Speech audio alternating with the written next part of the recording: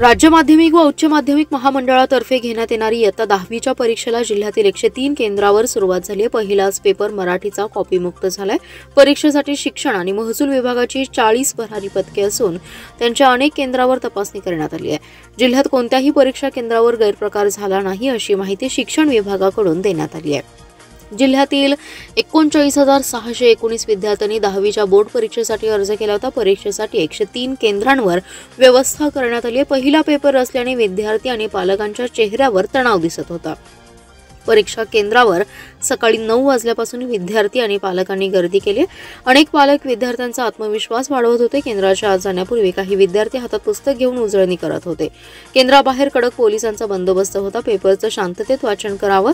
सकाळी 11 ते 2 या वेळेत परीक्षा झाली आहे।